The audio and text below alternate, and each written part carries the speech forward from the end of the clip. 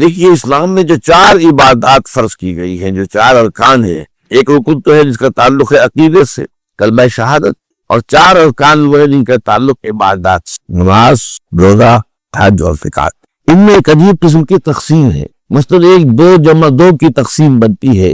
2 عبادات ان میں سے وہ ہیں جو ہر مسلمان پر فرض، امیر ہو غریب ہو، مرد ہو عورت ہو، ہر ایک، نماز اور روزہ، یہ 2 چیزیں ہر ایک پر فرض۔ لیکن 2 وہ ہے کہ جو صرف صاحب استطاعت لوگوں پر فرض ہے، وہ عام نہیں، جو صاحب نصاب ہے ان پر زکوٰۃ ہے، جو صاحب استطاعت ہے حج کرنے کی استطاعت رکھتے ہیں ان پر حج ہے۔ اس میں جب 2 جمع 2 کی ایک تقسیم اور آتی ہے، ایک اور اعتبار سے قرآن میں زیادہ ایمفیسس 2 عبادات پر ہے، نماز اور زکوٰۃ۔ اقیموا الصلاۃ وآتوا الزکاۃ، اقیموا الصلاۃ وآتوا الزکاۃ، اقیموا الصلاۃ وآتوا یقیمون الصلاۃ ویؤتون الزکاۃ، یہ گویا کہ بنا ہوا ہے جوڑا، جبکہ یہ صورتحال جو ہے روزے کی بھی نہیں ہے اور حج کی بھی نہیں۔ صلاۃ اور زکوٰۃ کا حکم بے شمار مرتبہ قرآن میں آیا، اور روزے کے سارے احکام ایک مقام پر سورہ بقرہ کے 23 رکوع کی 6 آیات میں سب کا سب بیان ہوئی۔ باقی تو بعض جگہوں پر اس کا صرف اس اعتبار سے تذکرہ ہے کہ اگر کوئی کفارہ ادا کرنا ہے اس کے لیے اتنے روزے رکھ لو، ورنہ یہ ہے کہ روزے کا اپنی جگہ پر مستقل بذات جو ہے وہ ذکر یا حکم موجود۔ اس اعتبار سے غور کیجئے، حج کا معاملہ بھی یہی، وہ ایک تو یہ کہ سورہ آل عمران میں اس کی فرضیت کا ذکر آیا، وہ میں نے آیات آپ کو پڑھ کر سنائی ہیں، 2 آیات، ان پر ابھی گفتگو کریں گے۔ سورہ بقرہ کے 24ویں اور کچھ 25ویں رکوع میں کچھ اس کے مناسک بیان ہوئے، سورہ حج کے 4تھے رکوع میں اس کے مناسک بیان ہوئی، بس باقی پورے قرآن میں تو اس کا ذکر نہیں۔ تو اس اعتبار سے فرق ہو گیا 2 جمع 2 کا، لیکن یہ جو جن کی اہمیت اس اعتبار سے کم ہو گئی ہے، اللہ تعالیٰ کی عظیم حکمت نظر آئی کہ ہماری جو 2 عیدیں ہیں وہ ان 2 عبادات کے ساتھ منسلک کر، روزوں کے خطاب پر عید الفطر، حج کے ساتھ عید الاضحیٰ۔ تو گویا کہ ان 2 عبادات کی اہمیت میں اگر کسی درجے میں کوئی کمی محسوس ہوتی ہے قرآن مجید کے بیان کے حوالے سے، تو اس کی تلافی اس سے ہو جاتی ہے کہ عیدین ہماری 2 ہی عیدیں ہیں، 2 ہی تہوار ہیں، اور وہ ان 2 عبادات کے ساتھ جوڑ دی۔ اب آخری بات سمجھیے، 3 جمع 1 کی بھی ایک تفریق ہے۔ 3 عبادات وہ ہیں جو موقت ہیں صرف، یعنی معلق بالزمان، ان کا تعلق وقت کے ساتھ ہے، یہ نہیں کہ کسی خاص جگہ سے متعلق۔ نماز ہر جگہ فرض ہے، ہاں البتہ اس کا وقت آئے گا، اگر سورج جو ہے نصف النہار سے ڈھلکے گا تو ظہر کا وقت ہوگا، اگر کسی وجہ سے اللہ تعالیٰ کی حکمت ہو کہ سورج وہی کا وہی کھڑا رہ جائے تو ظہر کا وقت آئے گا، نہیں ظہر فرض ہوگی نہیں۔ مغرب اسی وقت فرض ہوگی جبکہ سورج غروب ہو جائے، اگر کسی وجہ سے سورج غروب نہ ہو، اور کیا پتہ یہ ساری باتیں جو ہے قیامت کا جو زلزلہ آنے والا ہے اس میں یہ ساری ہی باتیں ہونے والی ہے، سورج مغرب سے طلوع ہوگا، یہ تو رات کے ساتھ کہا گیا ہے، تو مغرب کا وقت نہیں آیا۔ اسی طریقے سے رمضان کا مہینہ آئے گا تو روزے فرض ہوں گے۔ اس حوالے سے یہ زمانے کا تعلق تو ہے لیکن کسی مکان سے کوئی تعلق۔ حج وہ ہے جس کے تقریباً تمام مناسک جو ہیں وہ خاص مقام پر ادا ہو۔ آپ سفر کر کے جائیے، مکہ مکرمہ جائیے، اللہ کے گھر کا طواف کیجیے، پھر وہاں سے جو بھی روانگی ہوتی ہے یوم الترویہ 8 ذی الحجہ کو نکلیے اور جا کر بنا میں قیام کیجیے 1 رات، پھر 9 کی صبح کو نکلیے عرفات جائیے، عرفات میں شام تک قیام رہے گا، لیکن مغرب کی نماز کے وقت کے بعد وہاں سے نکلے گے، مغرب وہاں پڑھیں گے نہیں، وہ جا کر مزدلفہ میں پڑھی جائے گی عشاء کے ساتھ ملا، چاہے کتنی دیر ہو جائے۔ بہرحال یہ ساری چیزیں ایک خاص مقام کے ساتھ ہیں، منسلک ہیں، ہر جگہ پر یہ ادا نہیں ہو۔ اب اس میں دیکھیے حکمت نظر آ رہی ہے، چونکہ حج جو ہے ایک خاص جگہ پر ایک خاص مقام سے وابستہ ہے، اس کے ساتھ جو عید الاضحیٰ وابستہ کی گئی ہے، ایک گویا کہ حج ہی کے ایک رکن کو پھیلا دیا گیا، قربانی جو مناسک حج میں بڑی اہمیت کی حامل ہے، اسے عام کر دیا گیا۔ تم مدینہ مکہ تو نہیں پہنچ سکے ہو لیکن یہاں پر قربانی کے اندر تو شریک ہو جاؤ۔ اور بعض مشابہتیں اور بتائی گئی ہیں کہ ذی الحجہ کا چاند طلوع ہو جائے کہ اس کے بعد حجامت نہ کراؤ، ناخن نہ کاٹو، وہ جو کچھ بھی آپ کو معلوم ہے احرام کی کچھ پابندیاں ہوتی ہیں، ایک مشابہت کسی درجے میں ٹھیک ہے، اب وہاں نہیں ہے لیکن ان کے ساتھ ایک مشابہت پیدا ہو رہی ہے۔ تو قربانی در حقیقت جو ہے عید الاضحیٰ وہ گویا کہ ایکسٹینشن ہے حج کی، کہ تمام عالم اسلام کے اندر جو ہے تمام مسلمان جہاں بھی کہیں ہیں وہ حج کے اس ایک منسک کے اندر شریک ہو۔ تو یہ میں نے چند باتیں تمہیداً عرض کی ہیں ان عبادات 4 کے بارے میں، ان کی جو ریلیٹیو حیثیت ہے ہمارے دین میں۔ اب آئیے حج کا معاملہ کیا ہے، وہ پورا ایک خاص علاقے سے متعلق اور ایک خاص شخصیت سے متعلق، یہ بھی نوٹ کر۔ چنانچہ جو آیات میں نے آپ نے سنائی حج کے بارے میں، ان اول بیت وضع للناس للذی ببکۃ مبارکا وہدی للعالمین، یقیناً پہلا گھر جو بنایا گیا لوگوں کے لیے یعنی اللہ کی عبادت کے لیے، کہ لوگ وہاں جمع ہوں اللہ کی عبادت کے لیے، وہ ہے جو بکہ میں ہے۔ بکہ اور مکہ یہ ایک ہی لفظ ہے، تورات میں بکہ کا لفظ آیا ہے، قرآن مجید میں مکہ۔ یہ تھوڑا فرق جو ہے یہ تلفظ کا ہو جایا کرتا ہے مختلف زبانوں کے اندر، جیسا کہ آپ کو معلوم ہوگا کہ آج کل جو عرب کے لوگ ہیں وہ قاف کو گاف پڑھتے ہیں، گل گم، قم کی بجائے گم، قل کی بجائے گل، اقول لک اہل لک، وہ گاف۔ تو یہ جو ہے فرق ہو جاتا ہے۔ تو بکہ، وادی بکہ، یہ ہے در حقیقت مکہ مکرمہ۔ تو پہلا گھر جو بنایا گیا ہے، اور اس کے بارے میں جو عام طور پر مشہور ہے کہ اس کے معمار حضرت ابراہیم ہے، یہ بات صحیح نہیں ہے۔ اس کے معمار اول حضرت آدم علیہ السلام خود اول بیت ہے نا، پہلا گھر۔ تو کیا یہ ممکن ہے کہ آدم سے لے کر ابراہیم تک کوئی گھر اللہ کی عبادت کے لیے بنا ہی نہ ہو؟ تو ناممکنات۔ اولا بیت میں خود دلیل موجود ہے، حضرت آدم علیہ السلام نے اس کی تعمیر۔ البتہ اس کے بعد بعض سیلابوں کی وجہ سے یہ عمارت گر گئی، اور کچھ جو وہاں پر آبادی بنی تھی وہ بھی ختم۔ تو ایسے آتے ہیں، آپ کو معلوم ہے یمن میں جب ان کا ایک بند ٹوٹا تھا بہت بڑا، سد معارف، تو پھر وہاں جو اتنی خوشحالی تھی اور جو وہاں پر جو باغات تھے اور جو کھیتیاں سب برباد ہو گئی، اور وہاں سے لوگ جو ہے نقل مکانی کرنے پر مجبور ہو گئے۔ یہی یمن کے قبائل تھے جو جا کر شام اور عراق میں آباد ہوئے۔ یہی یمن کے دو قبیلے تھے جو مدینے میں آ کر آباد ہوئے، اوس اور خزرج، یہ یمن کے قبیلے تھے۔ اس بند کے ٹوٹنے کے بعد اگر خدا نہ خواستہ اگر ہمارا تربیلا ڈیم ٹوٹ جائے کیا ہوگا؟ پچھلے دنوں خبریں آئی ہیں اخبارات میں کہ ہندوستان میں غور ہو رہا ہے اس پر کہ تربیلا ڈیم کو اڑا دو۔ اس وقت پاکستان کو ختم کرنے کی سبیل کیا ہو سکتی ہے؟ تو بڑی سمپل ہے اور بڑا آسان کا، بمبارڈمنٹ کر دینا جو ہے۔ ٹھیک ہے، ان کا جہاز آئیں، کچھ کو ہم گرا بھی لیں گے، کچھ تو آ کر جو ہے وہاں پر وہ اپنے بم جو ہے وہ ہدف کے اوپر گرا جائیں گے، کیا ہوگا؟ یوں سمجھیے کہ جو سونامی کا آیا تھا سیلاب، وہ سونامی کا سیلاب آئے گا بھارت پاکستان کے، اور ہر سی تباہ و برباد۔ کم سے کم یوں سمجھیے کہ تقریباً 100 میل کی چوڑائی میں، اور یہ سب جو ہے ریگستان بن جائے گا، ہر چیز ختم ہو جائے گا، خدا نخواستہ۔ دوبارہ سد معارف کے بعد یہ صورتحال واقع ہوئی تھی۔ تو اس کے بعد سے یہ جو ہے یہ اللہ کا گھر یہ جو ہے گرا ہوا تھا۔ اس کی کوئی اب صرف یہ کہ قواعد رہ گئے تھے، قواعد کہتے ہیں جو بنیادیں ہوتی، وہ پھر اللہ تعالیٰ نے حضرت ابراہیم کو بتائی کہ یہ ہیں وہ بنیادیں جن پر کہ وہ گھر ہوتا تھا۔ وَإِذْ يَرْفَعُ إِبْرَاهِيمُ الْقَوَاعِدَ مِنَ الْبَيْتِ وَإِسْمَاعِيلُ، ان بنیادوں پر حضرت ابراہیم اور اسماعیل نے بھی کر دو معماران حرم نے یہ عمارت جو ہے دوبارہ تعمیر کی ہے۔ تو گویا کہ حضرت ابراہیم علیہ السلام معمار دوم ہے، معمار اول اس کا جو ہے وہ خود حضرت آدم علیہ السلام۔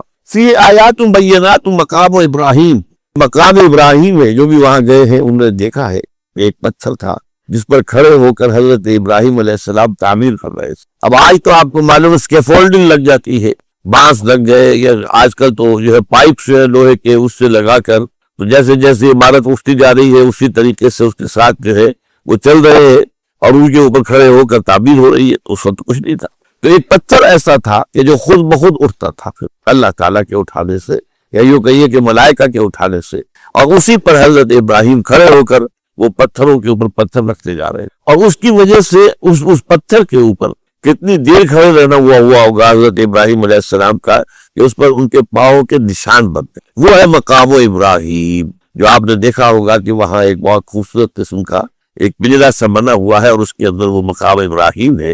اور جب بھی طواف کرتے ہیں تو طواف کے بعد 2 رکعتیں جو ہے وہ پڑھی جاتی ہے ابراہیم، مقام ابراہیم کے پیچھے، جتنا بھی قریب تر ہو کر پڑھا جا سکے، لیکن بہرحال رخ ادھر ہے۔ تو فی آیات بینات مقام ابراہیم ومن دخلہ کان آمنا، تو ایک تو یہ کہ وہ نشانیاں ہیں، وہ اللہ تعالیٰ جن لوگوں کی کہ دل کی آنکھ کھلی ہو، روحانی آنکھیں کھلی ہو، ان کو دکھاتا ہے، اور ایک وہ ہے کہ جو ہماری سامنے کی ظاہری آنکھوں کو بھی نظر آتی۔ یہ نوٹ کر دیجئے کہ یہ مقام امن کا گہوارہ رہا ہے۔ عرب میں لوٹ مار، قتل غارت، قتل کے بدلے میں قتل، پھر قتل کے جواب میں قتل، لیکن اس وقت بدترین دور میں بھی عربوں کا معاملہ یہ تھا کہ کوئی شخص فرض کیجئے کہ وہ کئی مہینے سے اپنے باپ کے قاتل کو ڈھونڈ رہا ہے تاکہ قصاص لے سکے، بدلہ لے سکے، اسے قتل کر سکے، اسے کہیں نظر نہیں آ رہا، اچانک حرم میں نظر آ جاتا ہے، وہاں وہ نقصان نہیں پہنچائے گا اس کو. یہ امن اللہ تعالیٰ نے اسے امن کی جگہ بنایا. بلد الامین کہا گیا ہے اس کو، امن والا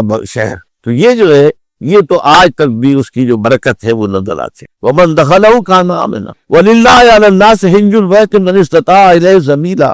اور اللہ کا حق ہے اپنے بندوں پر کہ وہ حج کرے اس کے اس گھر کا جو کوئی بھی استطاعت رکھتا ہو سفر کی. اگر زیادہ راہ ہے، خرچہ ہے، جانے آنے کے خراجات مہیا ہیں، اور یہ کہ آپ پیچھے جن کو چھوڑ کر جا رہے ہیں ان کے لیے بھی اتنے وقت کا جو ہے وہ انتظام ہے کھانے پینے کا، گزارے کا، نان نفقے کا، تو آپ پر حج فرض ہو. اب اگر اس فرضیت کے بعد کوئی شخص تاخیر کرتا ہے وہ بڑے گناہ کے اندر مبتلا ہے. جیسے ہی فرضیت ہو جائے پہلا کام جو ہے، پہلا قرض جو ہے، یوں سمجھیے یہ اللہ کا قرض ہے بندوں. یہ لام جو آتا ہے، لام اور اعلیٰ، لام کسی کے حق کے لیے، اعلیٰ کسی کے اوپر حق ہونا. وَلِلَّهِ عَلَى النَّاسِ حِجُّ الْبَيْتِ مَنِ اسْتَطَاعَ إِلَيْهِ سَبِيلًا.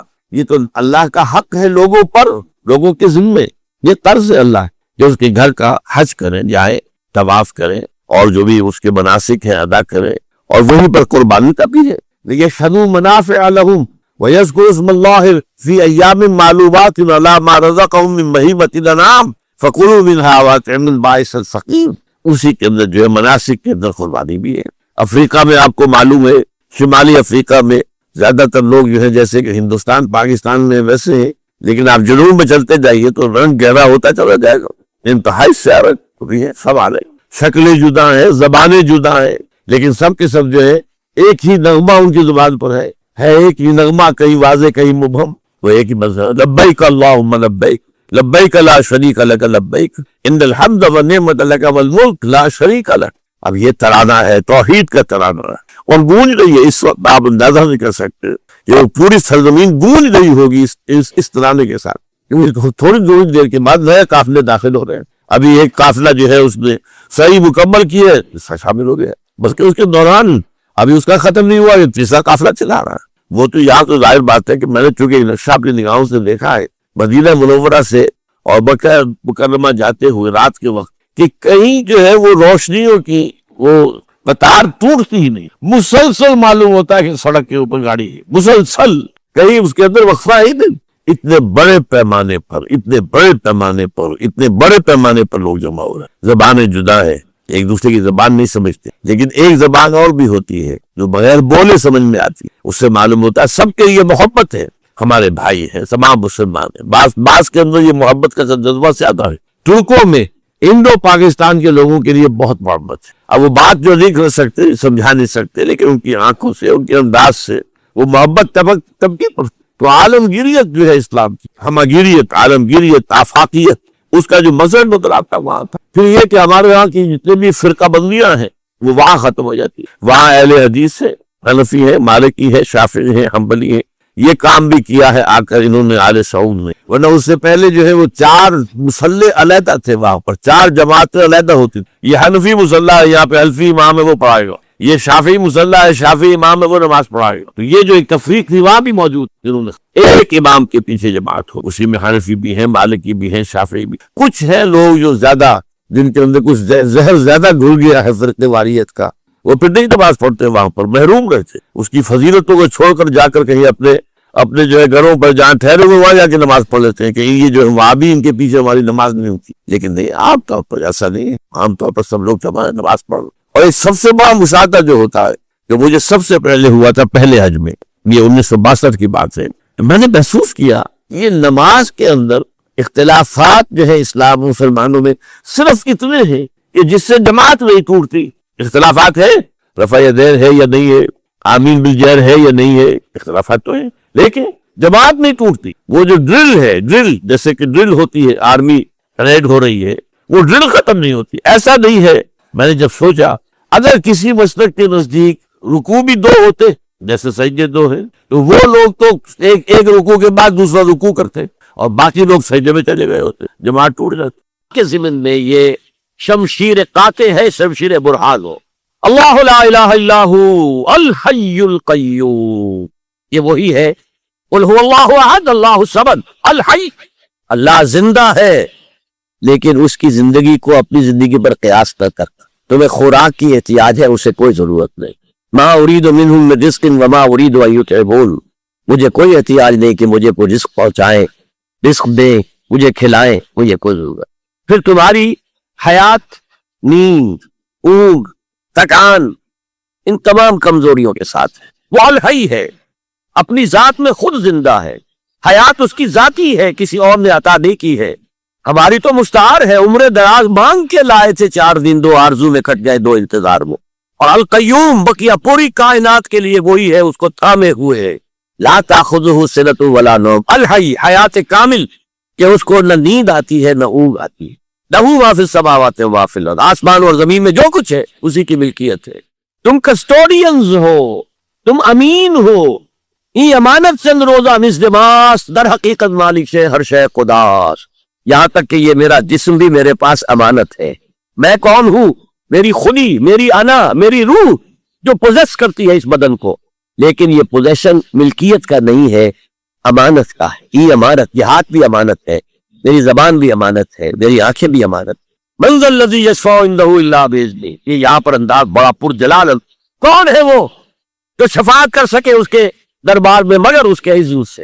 کسی کا ذاتی، کسی کا زور، کسی کا اختیار نہیں ہے کہ جس کی بنا پر وہ شفاعت کرے، ہاں اللہ کے اذن سے۔ اور دوسری جگہ پر آتا ہے جس کے لیے وہ چاہے گا اور جس کو اجازت دے گا، جیسے کہ آتا ہے اما یتساءلون میں، یوم یقوم الروح والملائکۃ صفا، اور ان میں سے کوئی بھی بات نہیں کر سکے گا، کلام نہیں کر سکے گا، لا یتکلمون الا من اذن لہ الرحمن، سوائے اس کے جسے رحمان اجازت دے، وقال صوابا، اور صحیح بات کرے گا، کوئی غلط بات نہیں کرے گا۔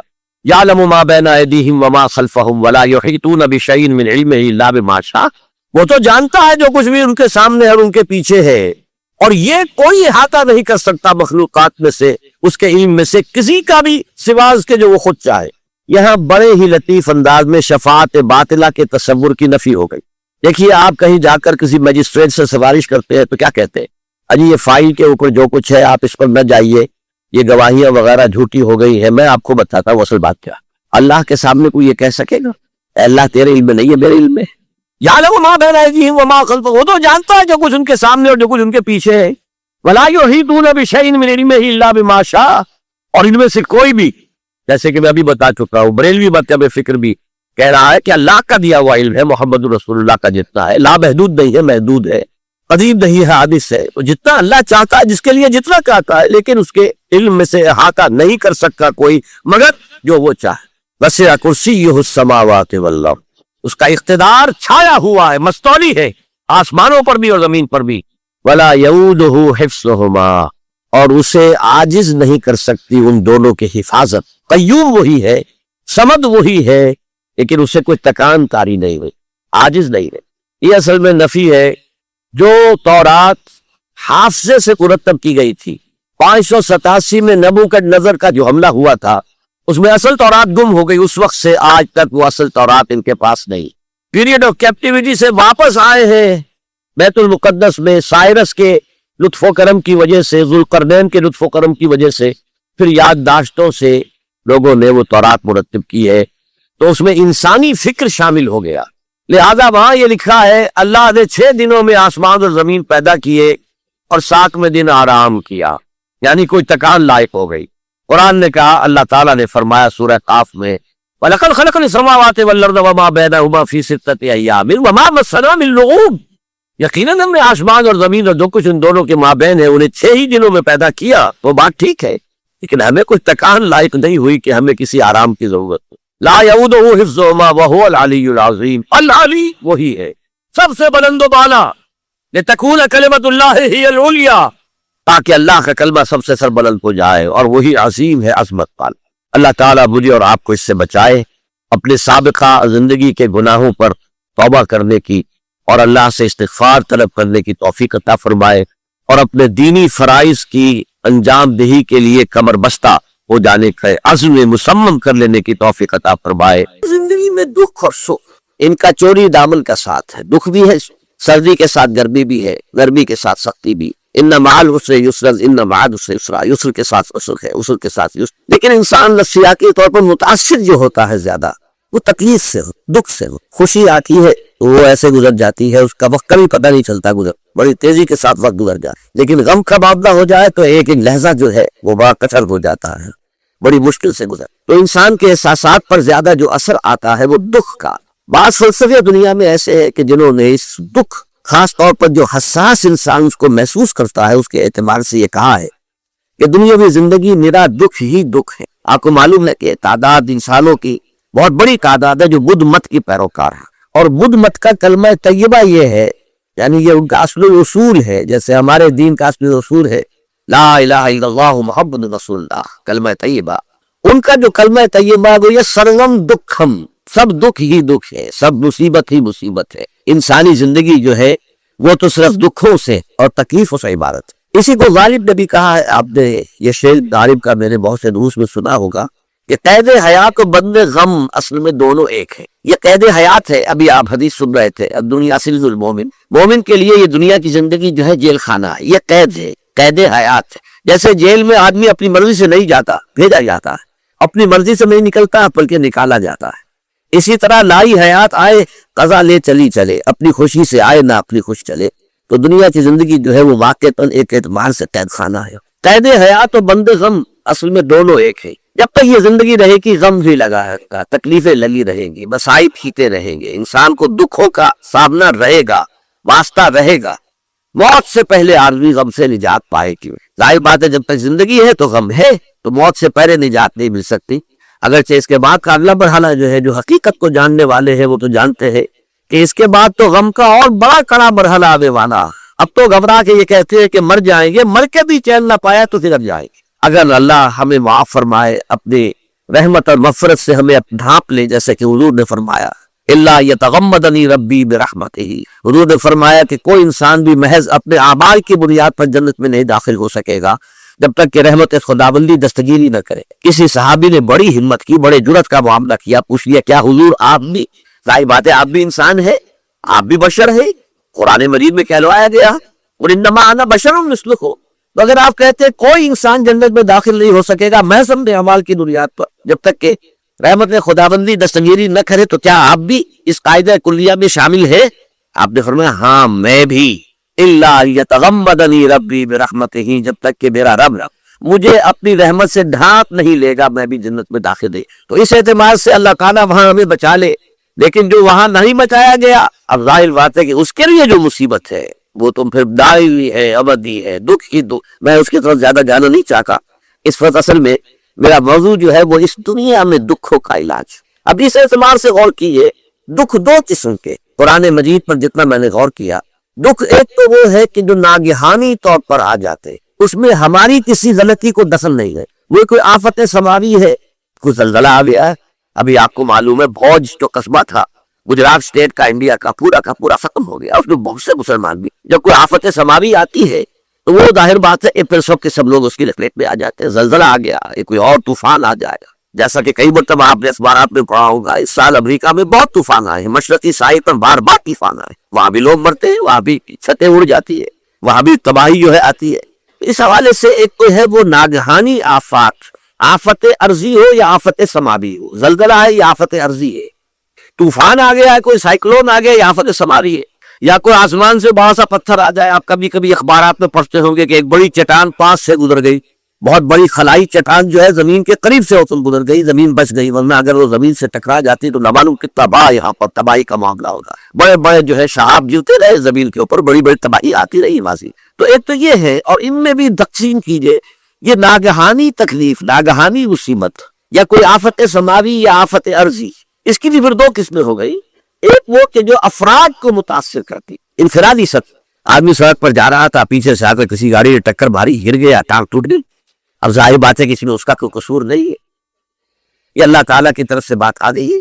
یا یہ کہ کوئی اگر اجتماعی سطح پر آیا، جیسا کہ زلزلہ ہے، یا جیسا کہ کوئی سائیکلون ہے، کوئی بڑا طوفان ہے، بہت بڑے فلڈز آ گئے، اس وقت بھی موزمبیق میں بہت بڑا فلڈ آیا ہوا ہے ساؤتھ افریقہ میں، اور افریقہ میں اس پچھلے سال بھی بہت بڑا فلڈ آیا تھا، بڑی تباہی آیا۔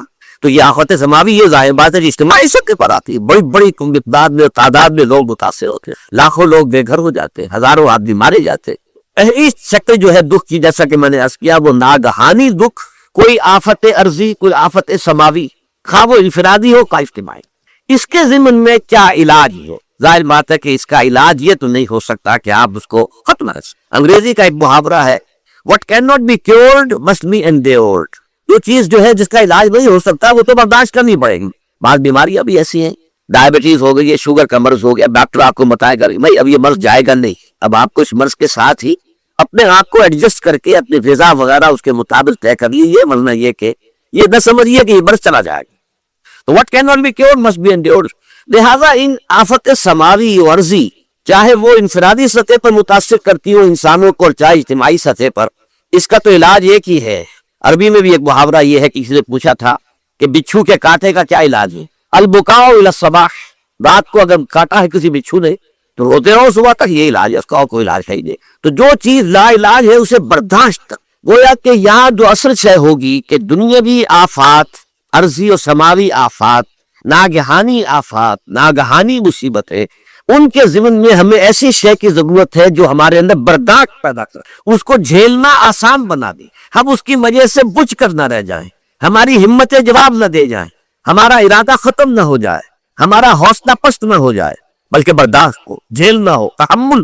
ابھی بھٹو صاحب کہہ رہے تھے اللہ تعالیٰ ذرا سا متحمل ہے، میں نے کہا یہ بہت غلط بات کہہ رہا، اللہ بہت متحمل ہے۔ وہ ذرا سا یوں سمجھیے کہ ان کے کہنے کے انداز میں یہ بات آ گئی، ذرا سا رحیم بھی ہے، نہیں وہ بہت رحیم ہے، بہت متحمل ہے، بہت حلیم۔ لیکن یہ کہ ہمیں یہ جو آفات سماویہ و عرضیاں ہیں جو ہمارے اوپر آ جاتی ہیں اللہ کی طرف سے، ان کے ضمن میں ذہنی ایک ایٹیچیوڈ پیدا ہو جائے، سوچ کا ایک خاص رخ بن جائے، انسان کے احساسات ایک خاص طرز پر ڈھل جائیں، تو پھر ان کو برداشت کرنا آسان ہے۔ اور وہ کیا ہے؟ وہ ہمارے ایمان کا لازمی تک۔ ایمان ہمیں یہ بتاتا ہے کہ کوئی مصیبت زمین میں آتی ہے نہ تمہاری جانوں پر آتی ہے بغیر اذن رب۔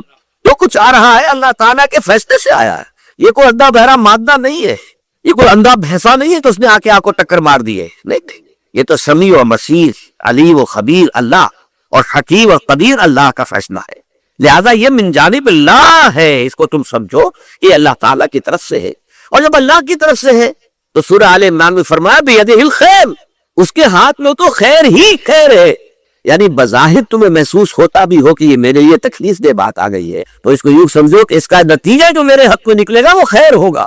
فوری طور پر تو تکلیف ہے، مجھے اچھی نہیں لگ رہی، ناگوار ہے، لیکن نتیجہ اس کا خیر نکلے گا۔ جیسے بچہ بیمار ہے، ماں اسے دوا پینے پر مجبور کر رہی، کڑی دوا ہے، وہ تو سمجھتا ہے تو بڑا ضرور ہو رہا ہے، یا آپ لے گئے اسے ڈاکٹر کی ٹیکہ لگوایا ہے، وہ تو چیخ رہا ہے، رو رہا ہے، لیکن آپ کو معلوم ہے، کاش اسے بھی معلوم ہو جائے کہ یہ میرے خیر کے لیے، میرے بھلے کے لیے۔ اگر اسے یہ معلوم اور محسوس ہو جائے تو اس کی تکلیف اس کے اندر بہت کبھی آ جائے گی، وہ سہاگ لے گا اس کو، وہ برداشت کرے۔ اس حوالے سے اس کا جو ہمارے دین میں اس کا نام ہے، اس ذہنی کیفیت کا، ان احساسات کا، اسے اب کہتے ہیں تسلیم و رضا۔ جو کچھ آ رہا ہے اللہ کی طرف سے آ رہا ہے، لہذا سر تسلیم خم ہے، اے اللہ ہم قبول کرتے ہیں، رضا، ہر حال میں تیری رضا پر راضی، جو تیرا فیصلہ ہے ہمیں بصر و چشم قبول ہے، تسلیم و رضا۔ ہم بھی تسلیم کی خو ڈالیں گے، بے نیازی تیری عادت ہی صحیح، اللہ تو بے نیاز ہے، لیکن اللہ تو ہمارے لیے جو بھی تکلیف کا تو نے فیصلہ کیا، تسلیم کی خو ڈالیں گے، عادت پیدا کر لیں گے اپنے اندر کہ ہر چساکی ماریخ قید الطافس، کہ میرا ساقی میرے پیالے میں جو کچھ ڈال دے اس کا لطف و کرم لے۔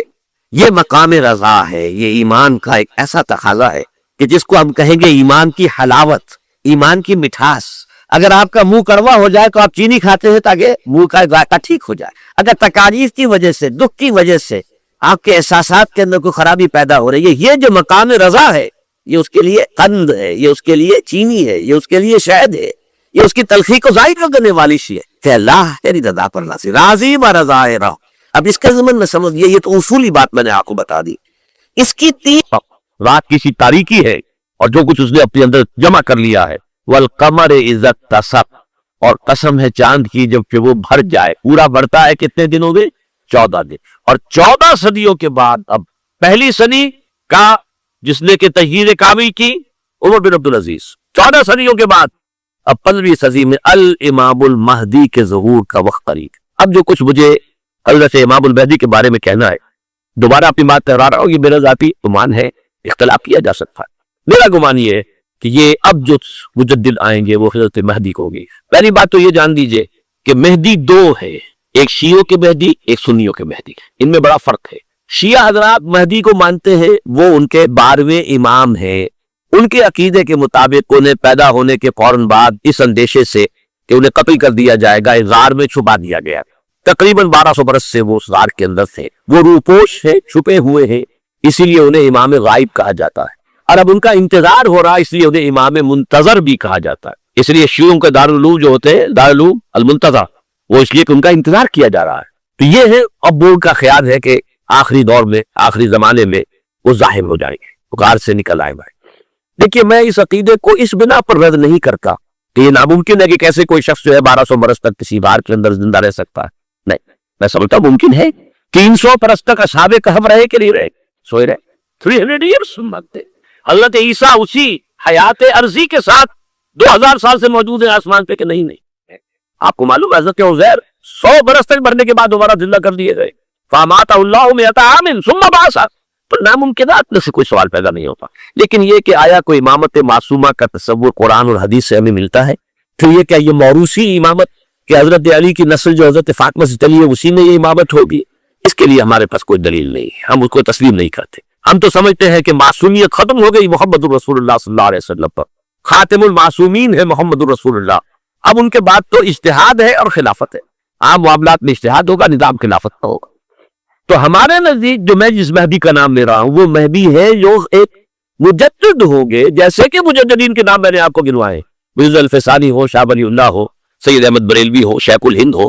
ایک ہوں گے انسان جو پیدا ہوں گے انسانوں کی طرح، عام طور پر اپنی عمر کو پختگی کو پہنچیں گے، پھر وہ سامنے آئیں گے منظر پر، پھر وہ کام کریں گے، قیادت کریں گے، عرب میں ان کا ظہور ہوگا۔ دوسری بات یہ نوٹ کر لیجئے حضرت مہدی کے بارے میں، ہمارے یہاں احادیث کے جو مجموعے ہیں، وہ جو ٹاپ کے 2 مجموعے ہیں، ان میں کہیں حضرت مہدی کا ذکر نہیں، نہ صحیح بخاری میں نہ صحیح مسلم، لیکن ہم اسے نظر انداز نہیں کر سکتے کہ صحائح ستہ کی بقیہ 4 کتابوں کے اندر موجود ہیں، لہذا نظر انداز نہیں کر سکتے، اگنور کرنا ممکن نہیں ہے۔ اب اس میں میں چاہتا ہوں کہ کچھ حدیثیں آپ کو میں سناؤں جن میں حضرت مہدی کا تذکرہ کیا گیا ہے۔ پہلی ہے وعن عبداللہ ابن مسعود قال قال رسول اللہ صلی اللہ علیہ وسلم، حضرت عبداللہ ابن مسعود سے روایت ہے، وہ فرماتے کہ حضور نے ارشاد فرمایا لا تذهب الدنيا حتى يملك العرب رجل من اہل بیتی، یہ دنیا ختم نہیں ہوگی جب تک کہ عرب پر میرے اہل بیت میں سے ایک شخص کی حکومت قائم نہ ہو۔ اور آپ کو معلوم ہے کہ آج تک عرب پر حضور کے اہل بیت کی کوئی حکومت قائم نہیں ہوئی، اور جب قائم ہوئی بھی تھی حضرت علی کو اگر شمار کیا جائے، اس لیے کہ حضور سے وہ جو مشہور واقعہ ہے کہ ایک چادر میں لے لیا تھا حضرت علی کو اور حضرت فاطمہ اور حضرت حضرات حسنین کو، اللہم ہؤلاء اہل بیتی، اے اللہ یہ بھی میرے اہل بیت ہے۔ تو حضرت علی کے لیے حکومت منعقد نہیں ہوئی، پورے عالم اسلام پر ان کی حکومت نہیں تھی، اس لیے کہ شام اور مصر دونوں صوبے جو ہیں انہوں نے ان کی اطاعت قبول نہیں کی۔ اس حوالے سے یہ معاملہ ابھی ہونا ہے۔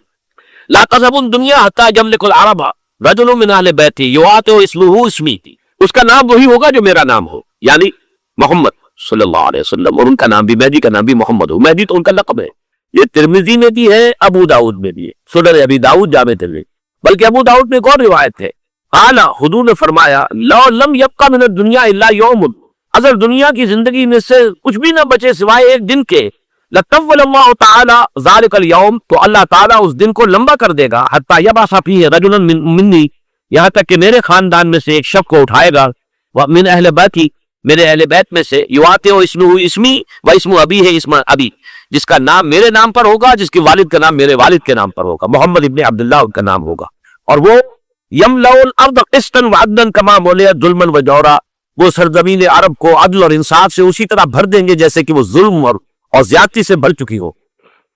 دوسری روایت ہے حضرت ابو سعید خدری رضی اللہ تعالیٰ عنہ سے، حضور نے فرمایا المہدی منی عجل الجبہۃ اقن الانف یملأ الارض قسطا وعدلا کما ملئت ظلما وجورا یملک 7 سنین، رواہ داؤد، کہ مہدی مجھ میں سے ہوں گے بڑی روشن پیشانی والے اور بڑی کھڑی ناک والے، وہ زمین کو بھر دیں گے انصاف سے اور عدل سے جیسے کہ وہ ظلم سے بھری ہوئی ہوگی، اور وہ 7 برس تک حکومت کرے۔ عرب میں ایک خالص خلافتنا من ہادی النبوہ کا نظام حضرت مہدی کے ہاتھوں قائم ہوگا اور 7 برس تک قائم رہے گا عرب کے اندر، اس کا اگلا مرحلہ میں بعد میں بیان کروں گا۔ تیسری روایت، اور اس کو میں اس لیے خاص طور پر سنا رہا ہوں کہ اس میں وہی الفاظ آئے ہیں جو میں نے ابتدا میں حدیث آپ کو سنائی تھی، اس کے الفاظ سے۔ عن ابی سعید قال ذکر رسول اللہ صلی اللہ علیہ وسلم بلاء یصیب هذه الامہ حتی لا یجد الرجل ملجا یلجا الیہ من الظلم، حضور نے ذکر فرمایا کہ ایک دور ایسا آئے گا انتہائی ابتلا اور آزمائش اور مصائب کا کہ کسی شخص کو کوئی سر چھپانے کی جگہ نہیں ملے گی اس ظلم سے اپنے آپ کو بچانے کے لیے. فَيَبْعَثُ اللَّهُ رَجُلًا مِنْ عِتْمَتِي وَأَهْلِ بَيْتِي، تو پھر اللہ میرے خاندان میں سے، میرے اہل بیت میں سے اٹھائے گا اس شخص کو. فَيَمْلَأُ بِهِ الْأَرْضَ قِسْطًا وَعَدْلًا، اور اس کے ذریعے سے اللہ تعالیٰ زمین کو عدل و قسط سے بھر دے گا. يَرْضَى عَنْهُ سَاكِنُ السَّمَاءِ، یہ وہی الفاظ آ گئے. اس سے پھر راضی ہو جائیں گے آسمانوں میں رہنے والے بھی، وَسَاكِنُ الْأَرْضِ، اور زمین میں رہنے والے بھی. لَا تَدَعُ السَّمَاءُ مِنْ قِطَرِهَا شَيْئًا إِلَّا صَبَّتْ، آسمان اپنا ایک قطرہ بھی نہیں روکے گا مگر یہ کہ اس کو زمین کے اوپر نثار کر دے گا، بارش کے شکل میں گرا دے گا. وَلَا تَدَعُ الْأَرْضُ مِنْ نَبَاتِهَا شَيْئًا إِلَّا أَخْرَجَتْ، اور زمین اپنی پیداوار میں سے کوئی شے نہیں چھپائے گی، نہیں روکے گی مگر پرتگاہ کرے. چوتھی حدیث جو ہے وہ حضرت ام سلمہ سے رضی اللہ تعالیٰ عنہ قال سمعت رسول اللہ صلی اللہ علیہ وسلم یقول المہدی من عتمتی من اولاد فاطمہ، رواہ ابو داؤد، یہ بھی سنن ابو داؤد کی روایت ہے. حضور نے فرمایا مہدی میرے خاندان سے، میرے اہل بیت سے ہوں گے، یعنی اولاد فاطمہ میں سے، اور تفسیر اس کی آتی ہے کہ حضرت حسن کی اولاد میں سے ہو.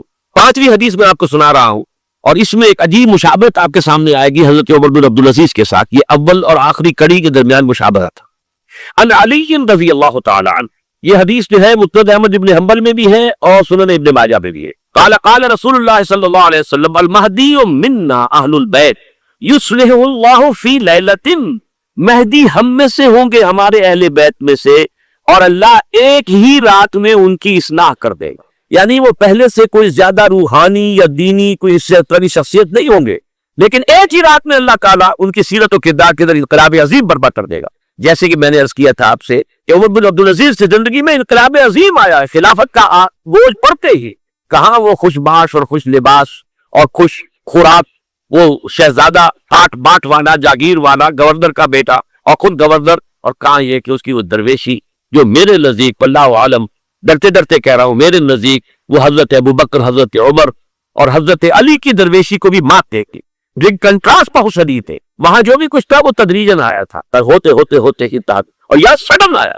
چھٹی حدیث عن انس سمعت رسول اللہ صلی اللہ علیہ وسلم یقول نحن ولد عبد المطلب سعادت اہل الجنہ، ہم عبد المطلب کی جو اولاد ہے اور نسل ہے، ہم جنت کے سردار ہیں.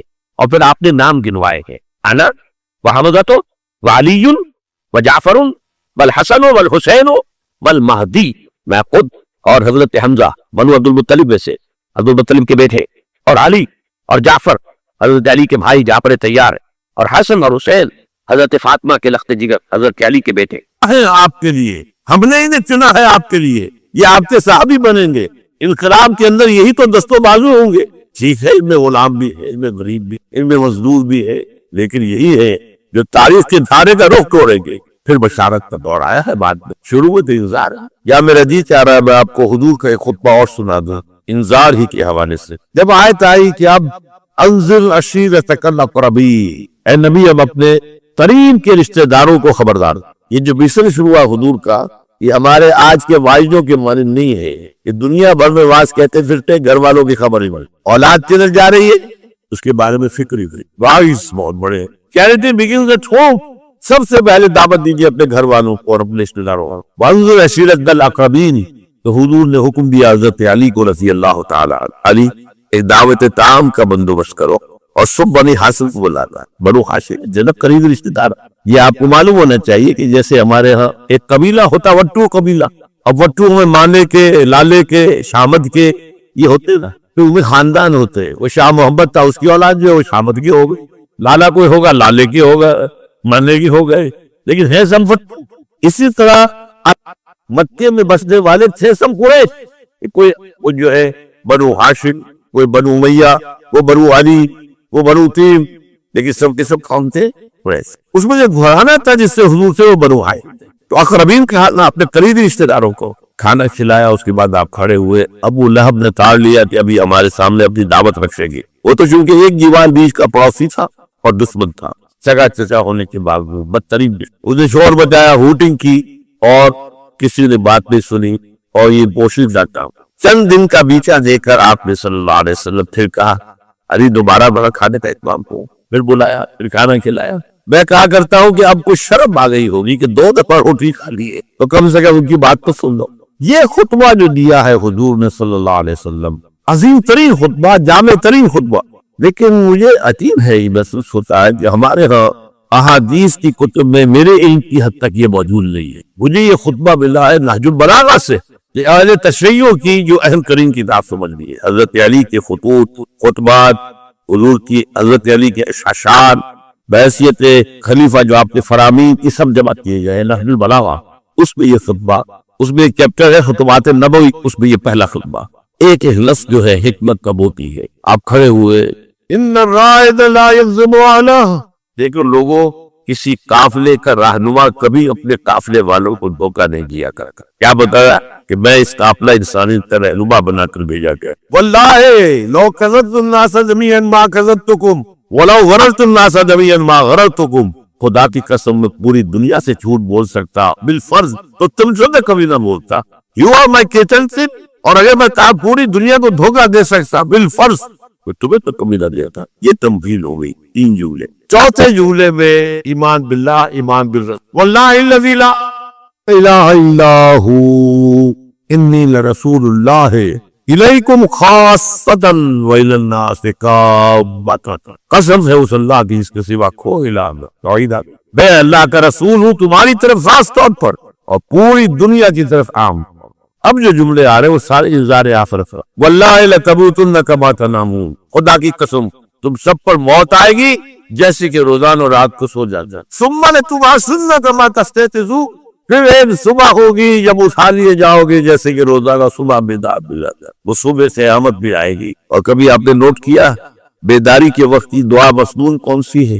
الحمدللہ الذی احیانی بعد ما اماتنی والیہ النشور.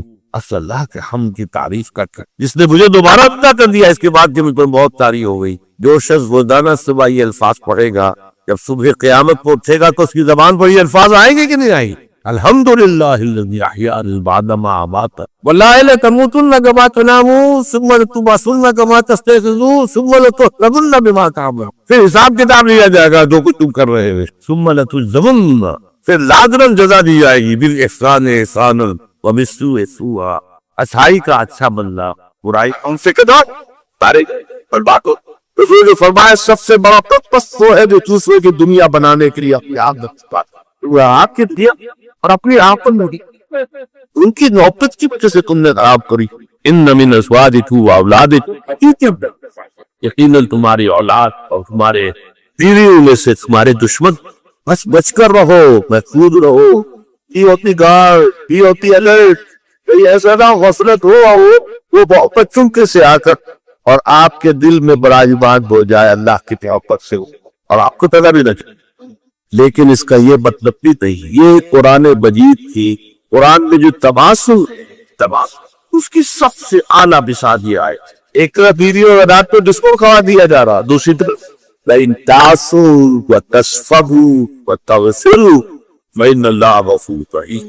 اگر تم معاف کرتے رہو، اگر چشم پوشی سے کام ان کی خطائیں بخشتے رہو تو اللہ کی غفور رحیم ہے. 3 الفاظ فرمائے. یعنی یہ نہیں ہو جانا چاہیے کہ گھر کا معاملہ جو ہے وہ ایک جنگ کا نقشہ، جنگ کے میدان کا نقشہ پیش کر رہا. ہر وقت جو ہے لان تان دان ڈبٹ. اس سے تو رد عمل بھی پیدا ہو سکتا ہے، ضد پیدا ہو سکتا ہے. اکثر مذہبی گھرانوں کے ساتھ یہ حادثے پیش آتا ہے. ایجا زبردستی جب نتیجہ کیا ہوتا بندے عمل پالا. یہ آیت ان کے لیے تیر بادت ہے. اگر بات جدت کا غوث وَكَفَّ أَفَاقَ كَرِيَّا. اب اسے دے دیا زکریہ کی کفالت. اگر تو اس کے معاملے میں تو بات تفصیل آتی ہے کیونکہ اشارہ حالت اندر فران میں بھی اور تفصیل توراۃ انجیل میں کہ ان کے لیے جب یہ طے ہو گیا کہ ہاں ٹھیک ہے یہ بچی جو ہے حنا کی بیٹی کو ہم قبول کرتے ہیں اس معبد پر ہیکل کے خادموں کی حیثیت سے. حالانکہ ہمارے یہاں رواج نہیں تھا، ہم کسی لڑکی کو نہیں قبول کرتے تھے لیکن اس کو قبول کرتے. تو حضرت حنا کا بھی ٹھیک ہے تو بہت ان کے ہاں یہ پایا ہوگا مقام ہوگا کہ ان کی نیکی ان کی راست بازی کا ان کے یود اور تقوی کا کہ ان کے لیے استثناء کر رہے ہم نے قبول کر لیا. اب سوال پیدا ہوا یہ بچی کس کی کفالت پہ رہے؟ اب جتنے بھی بڑے میرے کاہن وہاں موجود تھے ہر ایک چاہتا تھا کہ میں اس کی کفالت کروں گا، یہ میرے زیر تربیت رہے گی. اس کے بعد انہوں نے باقاعدہ پھر جو ہے فن اندازی قرآن اندازی میں پھر حضرت یہ زکریہ کا نام نکل آیا. اور حضرت زکریہ جو ہے ان کے سید خالونی تھی، حنا کی بہن ان کے گھر میں تھے. تو حضرت زکریہ کو اللہ تعالیٰ نے اللہ فرمانے ہم نے اسے کفالت میں دے دیا زکریہ. یعنی وہ تفصیل یہاں بیان نہیں کی گئی کہ کس طریقے سے ہوا ہے، وہ تجھے فرح بازی کے ذریعے سے ہوا ہے، پر کے فیکٹ کس کے نام پر پورا نہیں کیا، کسنا حاصل کریے. یہ کہ اس لمبی داستان کو مختصر کرتے ہوئے بات ہو رہی ہے. ہم گویا کہ حضرت مریم بڑی ہو گئی ہے، سمجھدار ہو گئی ہے، ان میں شعور پیدا ہو چکا ہے، جوان ہے. علماء دخل علیہ زکریا بیٹا، حضرت زکریا نے ان کے لیے علیحدہ بیٹا کہتے حجرے، جیسے کہ بعد آپ نے دیکھا مسجد یہ جو ہے ماسائی مسجد، اس کے بعد جہاں لائبریری بنی ہوئی، یہ سب ادھر حکومت تھے کہ کوئی پرویش آئے یہاں پر اٹھ جائے، کوئی فقراء آئے وہ یہاں پر قیام کر لے. یہ سارے اس طرح کا حجرم جو ہے وہ حضرت مریم کے لیے ایک علیحدہ سے تعبیر کر دیا گیا ہے کل کے ساتھ. اور اس ذکر کے اندر جب بھی حضرت زکریا جاتے تھے علماء داخلہ علیہ زکریا البحر وجد عندها، وہ دیکھتے تھے کہ مریم کے پاس تو بہت عمدہ ہوتا کھانے موجود ہیں اور بوئے موسم کے بہت موجود ہیں. اس میں رزق کی دو طرح کی گئی ہے وضاحت ہے. ایک رزق سے مراد ہے علم، ذہانت، فطانت، حکمت، معرفت کی موتی، یہ ہے معنوی رزق، اس کو بھی اللہ تعالیٰ نے رزق قرار دیا. ایک یہ کہ ایک جو مادی رزق ہوتا ہے یہ بھی ہو کہ نہیں موسم ہے تو دونوں کا امکان موجود ہے، اس لیے کہ یہ معجزے کی شکل میں بھی ہو سکتی ہے کہ اللہ تعالیٰ بہترین جو ہے پھل ان کو وہاں پہ سلام کرتے ہو. یہ بھی ہے کہ ذہانت، فطانت، علم، معرفت، اس کی چیزیں جو دیکھتے ہو تو اس سے ان کو ہے تو کوئی. علماء دخل علیہ زکریا البحر وجد عندها رزقا قال یا مریم انت لك الحج، تو انہوں نے کہا بہت ہی حج بن گئے انداز میں، اے مریم یہ چیزیں تمہیں کہاں سے ملتی ہے؟ قالت هو من عند اللہ، حضرت مریم نے جواب دیا یہ سب اللہ کی طرف سے، عند اللہ یرزق من یشاء بغیر حساب، یہ اللہ تعالیٰ دیتا ہے جس کو چاہتا بغیر حساب، جتنی چاہے مہلت دے دے، جتنی چاہے ذہانت و فطانت دے دے، جتنی چاہے پھر نیکی کمیت کی نیکی عطا فرماتے ابھی کی دے دے. دعا زکریا ربہ، اب جس سے حضرت زکریا علیہ السلام یہ بھی رکھیے ان کے اندر جو ایک خوب سی پیدا ہوئی، اس لیے بہت بورے ہو چکے تھے. وہ مریم میں تو آغاز ہی یہاں سے ہوتا ہے جبکہ حضرت زکریا نے اپنے رب سے دعا کی تھی کہ پروردگار میں بورا ہو گیا ہو، میرا سر جو ہے سفید ہو چکا ہے، میری ہڈیاں کمزور ہو چکی ہے، اور اللہ نے اس وقت انہیں کو اولاد نہیں دی تھی، اور مجھے اندیشہ ہے میرے بعد کوئی وارث نہیں ہوگا کہ جو اس دین کی امانت کو اس طریقے سے حفاظت اس کی کر سکے جیسے کہ کرنی چاہیے. لیکن اس وقت ان کے دل میں ہوش سوچی کہ اللہ تعالیٰ ہمیں اس بچی کے اوپر اتنا مہربان ہے، اس بچی کو اس نے وہ کچھ دیا ہے، یا عید دیا ہے، یا معرفت دی ہے، یا حکمت دی ہے، یا اللہ تعالیٰ جو ہے یہ بے موسم کے حادث کو یہاں پہنچا رہا ہے، تو اس کی اگر قدرت جو ہے اس پر نہیں ہے کہ مہربانی ہو کر دے اللہ تعالیٰ، تو کیا بعید ہے کہ مجھے بیٹا عطا فرما دے. اس محابے کی نے کہا دعو بکریا رب، اسی وقت اس کو مبالغہ کا ترجمہ انگریزی میں ہوگا دیر اینڈ دیٹ، ایک دعا جو ہے وہ کہ قلب کی گہرائیوں سے اوپر کر آئی، اپنے رب کو انہوں نے پکارا، رب هب لي من لدنك ذرية طیبہ، پروردگار مجھے بھی خاص اپنے خزانہ فضل سے، خزانہ فیض سے بڑی اچھی نیک صالح اولاد عطا فرما دے. انک سمیع الدعاء، یقیناً تو تمام دعاؤں کا سننے والا ہے. فنادت الملائکۃ وإذ الطائر یصلی فی محراب، یہ محراب ہے خاص حضرت زکریا، اور پکارا انہیں حضرت زکریا کے فرشتوں نے، اے وہ یصلی فی محراب، جب کہ وہ نماز میں کھڑے ہوئے تھے اس اپنے محراب میں حجرے میں، ان اللہ یبشرک بیحییٰ مصدقا بکلمۃ من اللہ، اللہ تمہیں بشارت دیتا ہے یحییٰ کی، یعنی ایک بیٹا تمہارے یہاں ہوگا جس کا نام یحییٰ ہوگا، وہ تصدیق کرے گا اللہ کے کلمے کی. اللہ کے کلمے سے مراد حضرت مسیح علیہ السلام، اس لیے کہ حضرت مسیح علیہ السلام کی وجود میں آنے میں جو کا حصہ ہے وہ اللہ تعالیٰ کے کلمہ کن ادا کیا، جیسے کہ کلمہ کن سے نفس سے وجود میں آ جاتی، انما امرہ اذا اراد شیئا ان یقول له کن فیکون. تو یہ جو انسانی ولادت ہے ظاہر بات ہے کہ اس میں کا حصہ ہے، باپ کا حصہ، وہ باپ کا حصہ کی جو یاد نہیں تھا، لہذا یہاں پر اللہ تعالیٰ کا خاص کلمہ جو ہے وہ اس کی جگہ پر تم اس کو گویا کہ اس کی جگہ لی، تو گویا کہ حضرت مسیح علیہ السلام خاص طور پر کلمۃ اللہ ہے، اللہ کا کلمہ ہے، تو وہ تصدیق کریں گے اللہ کے کلمے کی. وَسَيِّدًا، اور وہ بڑے سردار ہوں گے، اونچے رتبے والے ہوں گے، وَحَسُورًا، اور بہت ہی نیک ہوں گے، مجرد رہیں گے دنیاوی لذتوں سے، آسائشوں سے، شہوات سے کوئی توقع نہیں ہوگا. نبی من الصالحین، اور وہ نبی ہوں گے صالحین میں سے. یہ ہے جو کہ خوشخبری حضرت زکریا کو بھی رہی ہے جبکہ وہ نماز پڑھ رہے تھے اپنے محراب میں اپنے سجدے کے اندر۔ اب دیکھیے یہاں یہ معاملہ سامنے آ رہا ہے کہ اگر تو دعا کی تھی لیکن اس دعا کا احساس وقت تھا کہ حضرت مریم پر جو بھی اللہ تعالیٰ کی رحمت ہے اور اللہ کی طرف سے جو بھی انعامات کی بارش ہوئی تھی اس سے طبیعت میں ایک دم جو ہے غیر اختیاری طور پر وہ جوش پیدا ہوا تو آ کر دیا۔ اللہ کے انتہائی سے دور ہو چکے تھے، ساری عمر بیوی جو ہے وہ مانگ رہی تھی تو الور ہوئی تھی، حال کے اندر دعا کا کرنی، لیکن کب تک تو مل گئی ہے، خوشخبری مل گئی ہے تو طبیعت کے اندر ایک اشکال پیدا ہو رہا ہے، یا یہ کہیے کہ اس پر یقین حاصل کرنے کے لیے اس کی توثیق چاہ رہے اللہ سے کہ واقعی یہ بات ہو جائے گی۔ کہاں امدوں کی پروردگار میرے کیسے بیٹا ہو جائے گا،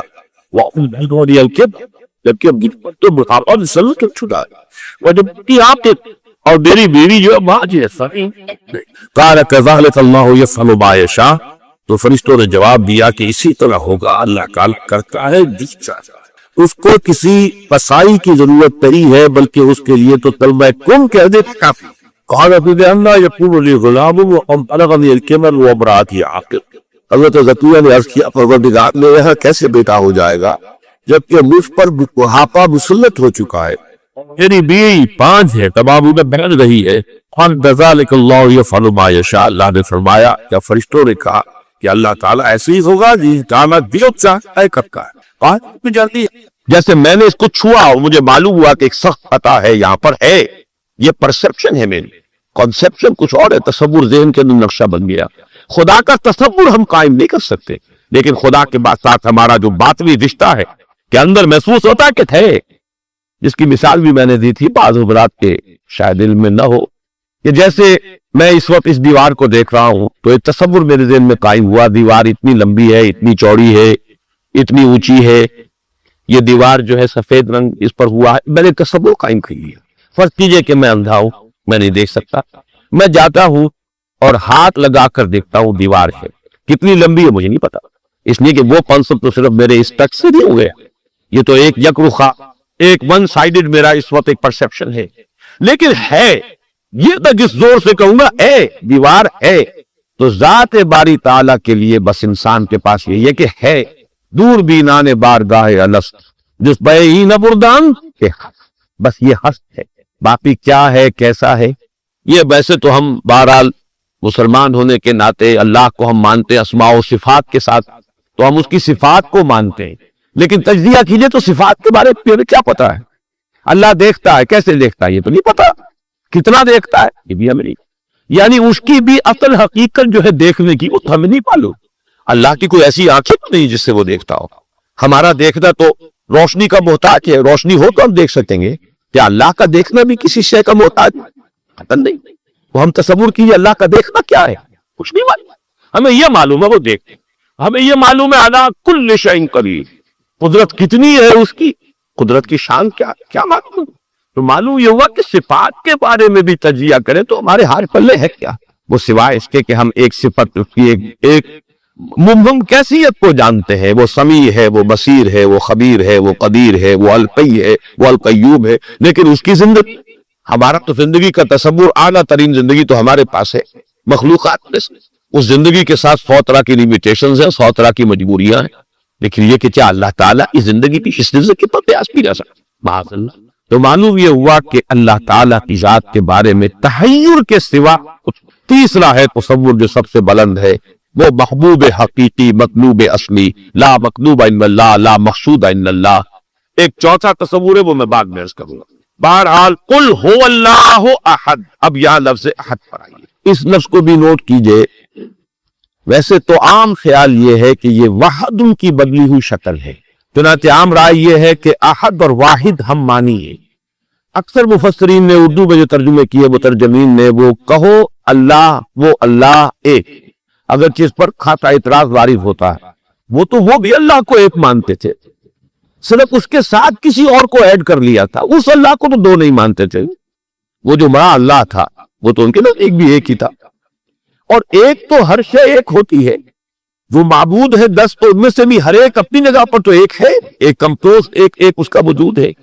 لیکن بہرحال کیونکہ اکثر و بیشتر رائے یہ ہے کہ احد اور واحد کی تقریباً ہم مانیے، ترجمہ کیا گیا کہہ دو وہ اللہ ایک ہے، اور یہ کہ واحد ہی کی بدلی ہوئی شکل احد ہے، یہ تو ہے تقریباً بالعموم جو رائے ہے۔ لیکن میرے علم میں آج ہی یہ بات آئی ہے، اور وہ میں آپ تک بھی منتقل کر رہا ہوں۔ امام راغب اصفہانی، ظاہر بات ہے لغت کے تو بہت بڑے امام ہیں، اور مفردات القرآن پر ان کی کتاب معرکۃ الدارہ مشہور، انہوں نے اسے علیحدہ مارکہ قرار دیا۔ احد کو الف ہا دال الف کے شروع میں الف کے تختی میں لائے، وحد کے ساتھ شامل نہیں کیا، معلوم ہوا کہ یہ اپنی جگہ پر ایک مستقل مادہ ہے ان کے نزدیک، یہ وحد سے اس کا تعلق نہیں بلکہ احد اپنی جگہ پر ایک مستقل علیحدہ مادہ ہے، اور اسی اعتبار سے انہوں نے اسے وحد سے علیحدہ کر کے الف کی تختی کے اندر لیا۔ اب اس کا جہاں تک استعمالات ہیں اس میں بھی اتفاق ہے، تین اس کے استعمالات ہیں۔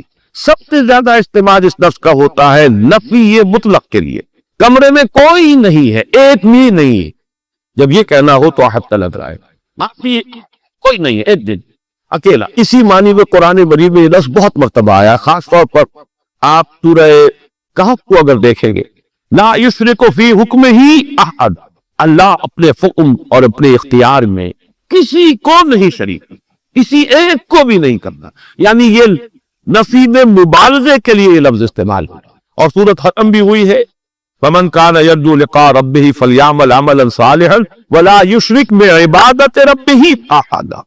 احد کا اکثر و بیشتر استعمال عربی زبان میں نفی مطلق، کوئی نہیں، کوئی بھی نہیں، ایک بھی نہیں، جب اس کو کہنا ہو تو لفظ احد کا سہارا دیا جاتا ہے۔